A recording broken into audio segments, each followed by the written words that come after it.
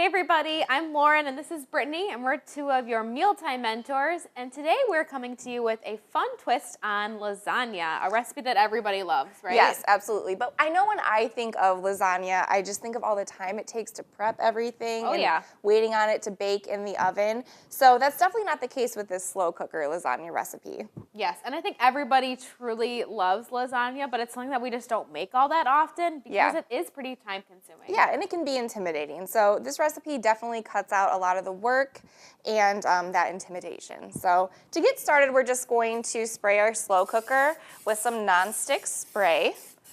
The slow cooker is so great for so many of these different recipes that they are a little bit more involved and take longer to cook, but you can just get out your slow cooker, it'll cook all day long, and then when you get home, you can sit down and enjoy your meal. Absolutely.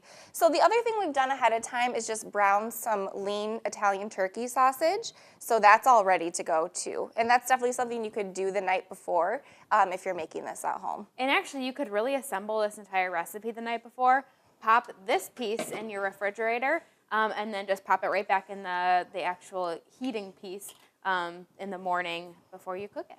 Yeah, so I'm going to start layering this. Our first layer, a little bit different than if you're making it in a pan, is actually just going to be the sauce, so it gets the noodles something to soak up. And basically what we're doing is we're just evenly dividing up the ingredients, just kind of eyeballing it essentially. Everything is going to cook nicely together, so Brittany's just adding some of the sauce in, and we'll just kind of go from there. Yes, so we're using a no salt added pasta sauce today, and then we can add our noodles. So while we're making this recipe a little bit easier and more convenient by using the slow cooker, we're also making it a little bit better. So we're lightening it up a little bit and packing a little bit more nutrition.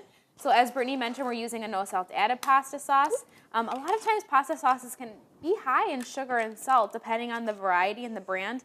And they actually really do vary even within the same brand, just based on different flavors and things like that. So take a peek at the pasta sauce that you're typically buying and take a look at that sugar and that salt and see maybe if there's one that is a little bit better and has less sodium especially. Totally.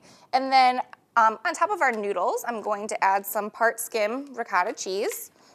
And as Brittany mentioned too, with the noodles, we're using a whole wheat noodle, and we're actually not cooking it ahead of time. Which is the beauty of the slow cooker, is that these noodles will just cook right in the slow cooker. Yes. Saving some time in the hassle too of them breaking. Right. After you've already boiled them, they can be really flimsy, and so this makes it actually a lot easier. Yeah, and you don't need no boil noodles either. These are just regular lasagna noodles. Yeah, and with the ricotta, we're using a part skim. So again, trying to lighten it up just a little bit, but definitely not omitting it. It's such a great ingredient, lasagna. Yes, it just really holds the whole dish together. Okay, so I've spread that out. Now I'm going to add our other cheese. So we've got some part skim mozzarella. Gotta add in the cheese. Yes. It's a very important part of that lasagna. That is my favorite part of the lasagna. And then some shredded Parmesan. And then we can add our turkey sausage we were talking about. We love using this turkey sausage. It's a great way to lighten it up but still get that nice sausage flavor. Yes, and you could use a hot Italian sausage. Today we're using a sweet one. This is actually Jenny O, so they have some really good varieties too. Yeah. And then some fresh chopped spinach. So we're adding in some veggies today, again, keeping with the theme of trying to pack the nutrition a little bit more. Spinach is such an easy thing to toss in. We just chopped up some baby spinach just a little bit. You could definitely use mushrooms, peppers, really whatever you'd like. Yes, so now I'm just gonna start on my second layer. So we're gonna do 2 full layers total. And this is like a really easy dish too.